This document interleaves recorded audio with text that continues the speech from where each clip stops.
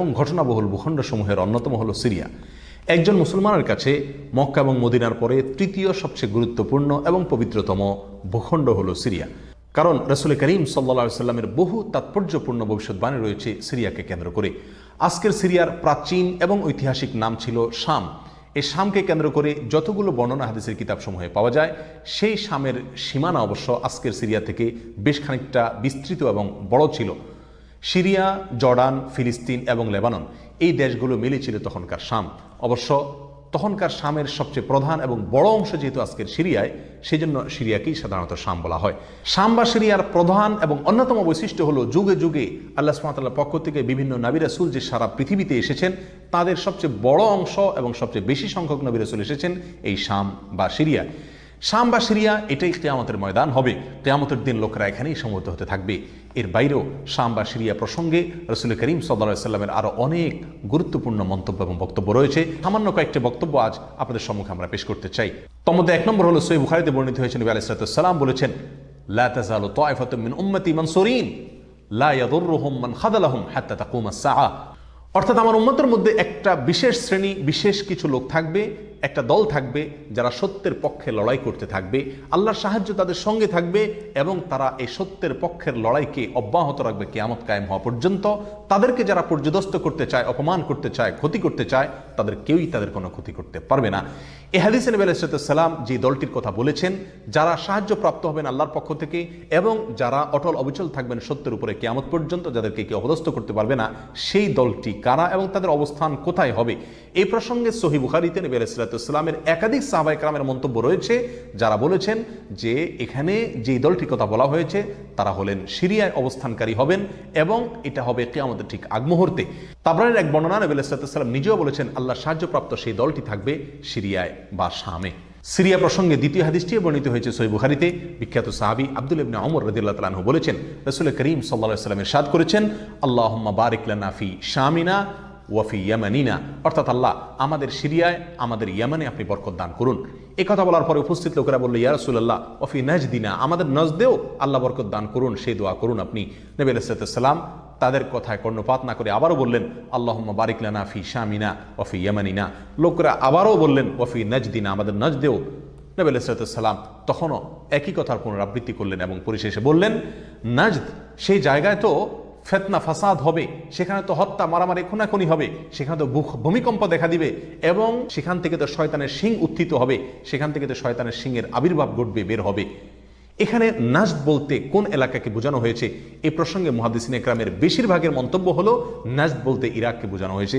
Najd বলা হয় উঁচু অঞ্চলকে, আরবের বিভিন্ন অঞ্চলকে নাজদ বলা হয়। হেজাজ এটাকেও নাজদ বলা হয়, যেটা সৌদি আরবের ভিতরে, আর ইরাককেও নাজদ বলা হয়। সহিহ বুখারীর বিশ্ববিখ্যাত ব্যাখ্যাতা আল্লামা কিরমানি রাহিমাহুল্লাহ এবং আল্লামা খাত্তাবী রাহিমাহুল্লাহ এবং আল্লামা ইবনে আব্দুল বার রাহিমাহুল্লাহ সহ অনেক বড় বড় মুহাদ্দিসিন ইকরাম এবং হাদিসবিদগণ মন্তব্য করেছেন যে হাদিসের শেষ অংশে নবী আলাইহিস সালাম যে নাজদ প্রসঙ্গে মন্তব্য করেছেন, সেখানে নাজদ বলতে ইরাককে বোঝানো হয়েছে। হাদিসের সবচেয়ে বড় সমাহার কানজুল উম্মালে আবু নাঈমে বর্ণিত নবী আলাইহিস সালামের এক হাদিসে পরিষ্কারভাবে নবী আলাইহিস সালাম নিজেই বলে দিয়েছেন এখানে নাজদ বলতে ইরাককে বোঝানো হয়েছে।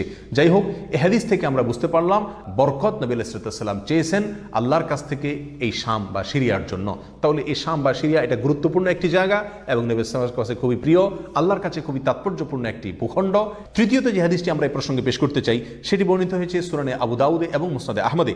নবী আলাইহিস সালাম থেকে বর্ণনা করেছেন আব্দুল্লাহ ইবনে হাওয়ালা রাদিয়াল্লাহু তাআলা আনহু, তিনি বলেন যে রাসূল করিম সাল্লাল্লাহু আলাইহি ওয়াসাল্লাম আমাকে বলেছেন, দেখো যখন তুমি দেখবে যে খেলাফত পবিত্র ভূমিতে অবতরণ করেছে, নেমেছে, এসেছে, প্রতিষ্ঠিত হয়েছে, তখন তুমি ধরে নিবে যে কিয়ামত খুবই সন্নিকটে এসে গেছে।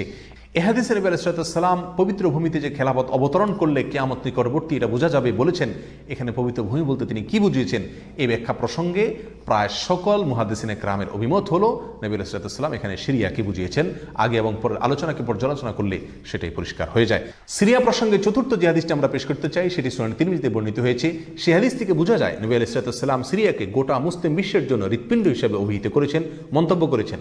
তিনি বলেছেন, সিরিয়ার লোকেরা যখন খারাপ হয়ে যাবে, মন্দ এবং খারাপ দিক যখন সিরিয়ার লোকদেরকে গ্রাস করবে, ছেয়ে যাবে, তখন তোমরা ধরে নিবে পৃথিবীর কোনো জায়গায় আর কোনো ভূখণ্ডে মুসলমানদের মধ্যে আর কোনো কল্যাণ অবশিষ্ট নেই। অর্থাৎ হৃৎপিণ্ডের মতো সিরিয়ার মানুষের মধ্যে যখন পচন ধরবে তখন গোটা দেহে, গোটা মুসলিম বিশ্বের মধ্যেই পচন তার আগেই ধরে গেছে, এটা পরিষ্কারভাবে বোঝা যাবে। এ হাদিস থেকেও সিরিয়া অত্যন্ত গুরুত্বপূর্ণ ভূখণ্ড, সেটা পরিষ্কারভাবে আমরা বুঝতে পারি। সিরিয়া প্রসঙ্গে 5 নম্বর হাদিসটি বর্ণনা করেছেন আবু হুরায়রা রাদিয়াল্লাহু তাআলা আনহু, আর এটি বর্ণিত হয়েছে সুনান ইবনে মাজায়।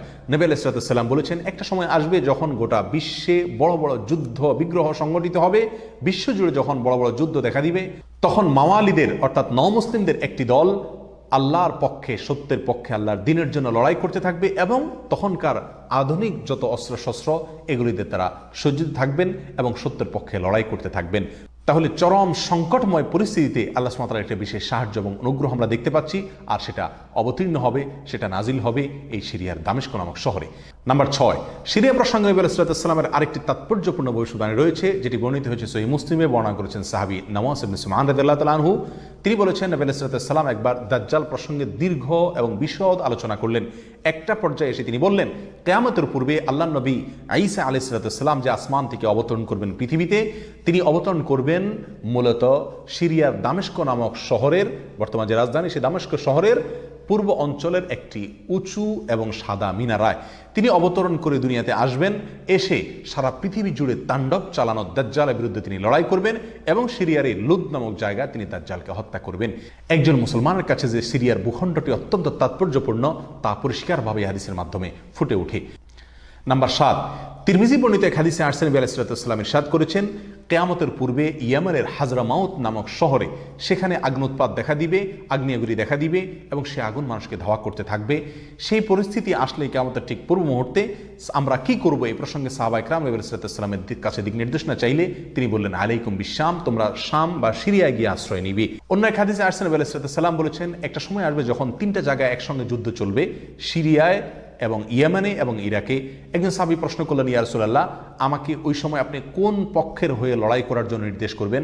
নবী আলাইহিস সালাম বলেছেন, তুমি শামের হয়ে অর্থাৎ সিরিয়ার হয়ে তুমি লড়াই করবে, আর যদি সিরিয়া হয়ে লড়াই করার সামর্থ্য তোমার না থাকে তাহলে ইয়ামানের পক্ষ তুমি অবলম্বন করবে। এই হাদিসও একেবারে পরিষ্কারভাবে সিরিয়ার গুরুত্ব এবং তাৎপর্য আমাদের কাছে ফুটিয়ে তুলছে। নাম্বার 8, মুসনাদে আহমদ সহ বহু হাদিসের কিতাবে বর্ণিত হয়েছে, কিয়ামতের পূর্বে যে আগ্নেয়গিরি দেখা যাবে, যে আগ্নোৎপাত দেখা দিবে, সে আগুন মানুষকে ধাওয়া করতে থাকবে এবং সারা পৃথিবীর মানুষকে ধাওয়া করতে করতে করতে একটা জায়গায় একত্রিত করবে, আর সেটি হলো সিরিয়া। নবী আলাইহিস সালামের ভাষায় আরদুল মাহশারি ওয়াল মানশার, অর্থাৎ সিরিয়াই হবে কিয়ামতের ময়দান। কিয়ামতের সময় সারা পৃথিবী থেকে মানুষ সমবেত হয়ে এই সিরিয়াতেই একত্রিত হতে থাকবে।